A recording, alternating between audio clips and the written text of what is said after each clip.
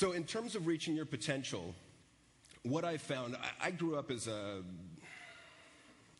a thinking family where academic achievement was the highest value, the highest I could hope to achieve was to get straight A's, valedictorian, go to UC Berkeley. It was all about thinking. So I went to UC Berkeley, I got a Ph.D. in psychology, became a school psychologist, worked in Fremont for a while, and what I found that the best part of my job was working with the students. However, they had very serious issues, and they would come and sort of share these issues with me. And what I found is that I would take these emotions, their emotions in, because we know that emotions are contagious to an extent, and I didn't have any way to get rid of them. So I was weighed down by their fear, their anger, their sadness, and eventually it led to a depression. It led to my lower back going out. It led to a number of problems. And I thought to myself, this is ridiculous. You know, I'm a psychologist. I went to Cal. If I can't deal with my emotions, who can? And so I spent the next 7 to 10 years researching emotion. And what are the best, the most scientifically proven methods and tools that we have to manage things like fear, anger, sadness, but not only to manage and mitigate the negative side of things, but also what about the positive side of things? How do we cultivate more positive emotions? What are the positive emotions? Why do we need them? Why do they exist in an evolutionary perspective? So what I've found over the years is that if you want to create the most powerful you can create, if you want the most powerful mind that you can create, it's a balance between that thinking, rational side of your mind and that feeling, emotional side of your mind. And what I've found is that we're all quite good at the thinking side of things. We're excellent thinkers. We can rationalize anything. Where we have trouble is on the feeling side of things. And there's a book out by Dan Pink, I think his name is, The New Mind. I think he was a speechwriter for Clinton. And his argument is that it's no longer going to be enough to be a smart thinker like we grew up knowing. That now we're going to have to develop more of the right side of the brain, the more emotional intelligence side, empathy, mindfulness, creativity, innovation. And part of his thinking is that the knowledge that's out there is so pervasive and so available that anyone can get any data they need via the internet.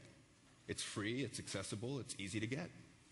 So we've got to look at other ways to separate ourselves from the pack. And in my mind, to me, what I've been working on is the resiliency, positive emotions. It's the emotional part of the package. So what is emotional resiliency? And there's been a lot of studies over the past 10 years looking at emotion. And for a long time in psychology, we didn't really look at emotion because it was too squishy, too soft, and we didn't know how to measure it. We're starting to come up with ways to measure it.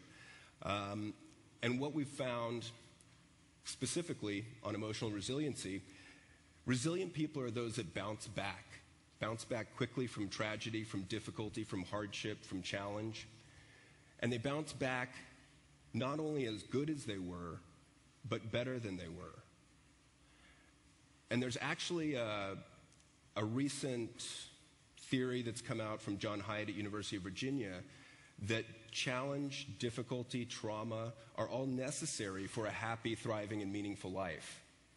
So instead of post-traumatic stress disorder, it's now post-traumatic growth. So think about that as we're going through this, that maybe there's a reason that we are where we are. Maybe there's a lesson to be learned, because that's part of the positive psychology of things as well, that we need to find the positive meaning in these negative circumstances. The better we can do that, the better off we're going to be. The more positive emotion we will experience, the more innovative and creative we will be, the better we will be in interviews, and we'll all be a little bit better off. So, in the studies that have been done on resiliency, what we found is that highly resilient people consciously cultivate positive emotions through the use of humor, relaxation techniques such as mindfulness, meditation, yoga. I don't know how far I can go with that. and realistically optimistic thinking. But what we found, though, is positive emotions become this huge part of resiliency. And it makes sense to me. I mean, positive psychology is a relatively new branch of psychology. It's the science of happiness. It's the science of positive emotion. And what we've done in years past is look at, for the past 100 years, we've been operating off the old medical model of what's broken with you, we'll fix it. We'll find it, we'll fix it. It's a mechanistic model. And what we're finding is that the more that we focus on positive psychology, all this great research is coming out of it, and it's focusing on what's right with you, what's going well with you, what are your strengths, what are your passions. And then there's all this on positive emotions as well. And this research is going on around the world at some of the best universities in the country. This is old stuff you might be familiar with, just general emotional intelligence. So why should you care about emotions? Well, VPs with emotional intelligence skills outsold those without by about 300%. When you've got sports, when you've got a high level of athletes like Paul, those with emotional intelligence perform better. They generally recover faster. Students perform better. They will persevere through difficulties, more likely to graduate. And then this one is pretty big to me, that the degree of your emotional intelligence actually predicts how well or how desirable your first job is, how much you earn, and the career path or the progress of your career. And then there's some added bonuses. We live longer, so realistically optimistic people live 7 to 10 years longer than pessimistic people. They've got better immune system functioning, and they're more satisfied with life.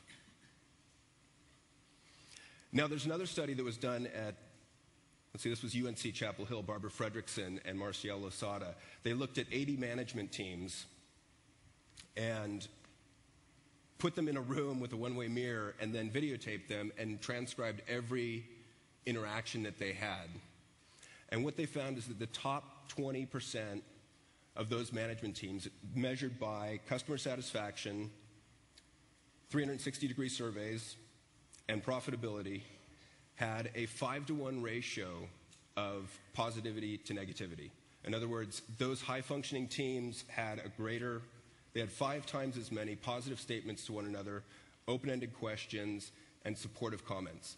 The teams that were languishing at the bottom 20%, were at a 1-to-1 ratio and were stuck in closed-ended statements, I statements, so they were defending their own position. And what they found is that those teams at the bottom just stagnated. They just got stuck. There was no innovation, no creativity. And the other team, or the other 20% at the top, just flourished. So there's something there that's very important that's going on with this positivity, negativity. And we see it even in the power of thought, even in our day-to-day thoughts that run through our mind. And on average, we have about 50,000 thoughts running through our head. And that number can range from 10,000 to 100,000. But what we find is that the vast majority of those thoughts are negative in nature. And if you take nothing away from my talk, nothing else away from it today at all, take this away, that there are times when your thoughts and your feelings lie to you. And so the job then becomes, how do you discern which thoughts and which feelings are telling you the truth and which ones are lying to you? Because ideally, I want all of you to become expert, catastrophic thought challengers.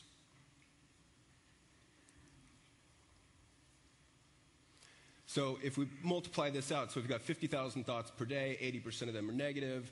So we've got about 14.6 million negative thoughts running through our mind each year. And the math becomes pretty big, pretty fast. So if you're 40, you might have 584 million times you've told yourself that you are fat, stupid, lazy, boring, ugly, bald. Oh, sorry, nothing personal. So it's not so much for me, do our thoughts affect us? It's at what point do they affect us?